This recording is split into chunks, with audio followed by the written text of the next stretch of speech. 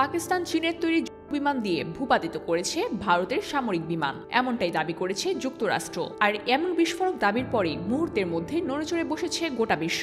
আর যার নাম ঘুরে ফিরে আলোচনায় আসছে তা হলো চীনের J-10C বিমান। বিশেষজ্ঞরা বলছেন এটা শুধু একটা জয়ের গল্প নয়, এ যেন বেইজিং এর প্রযুক্তিগত ঘরে ঢুকে এক মাইন্ড ফলকের সন্ধান পাওয়া। কিন্তু প্রশ্ন হলো, কি এমন আছে এই J-10C-তে?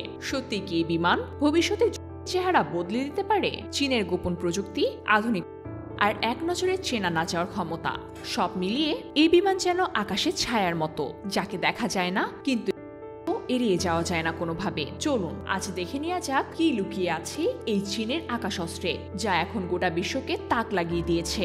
J-10C এই নামটা আজ আন্তর্জাতিক সংবাদে, কূটনীতিতে, এমনকি যুদ্ধ বিশেষজ্ঞদের আলোচনার টেবিলেও নিয়মিত উঠে আসছে। কিন্তু এর শুরুটা কিন্তু এতটা নাটকীয় ছিল না। 1980-এর দশকে চীন যখন পশ্চিমা দেশগুলোর সঙ্গে প্রযুক্তি আদান প্রদানে সীমাবদ্ধ, তখন থেকে এক নীরব প্রস্তুতি চলছিল সেখানে। চীনের লক্ষ্য ছিল একটি হোমগ্রোন, অর্থাৎ সম্পূর্ণ নিজস্ব প্রযুক্তিতে তৈরি একটি বিমান বানানো, যা হবে দ্রুতগামী, অল্প খরচে তৈরি এবং আধুনিক রাডার ও ব্যবস্থায় সমৃদ্ধ।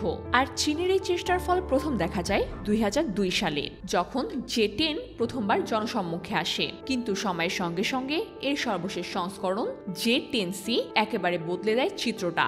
J-10C এখন AES রাডার ব্যবহার করে, যেটা শত্রুপক্ষের উপস্থিতি আগে থেকেই শনাক্ত করতে পারে এবং তার গতিপথ ট্র্যাক করতেও সক্ষম। এতে রয়েছে চীনের নিজস্ব তৈরি WS-10 ইঞ্জিন, যার গতি ঘন্টায় প্রায় 2200 কিলোমিটার। আর এর সবচেয়ে ভয়ঙ্কর অংশ হলো এর PL-15 মিসাইল, যার পাল্লা 200 কিলোমিটারের বেশি।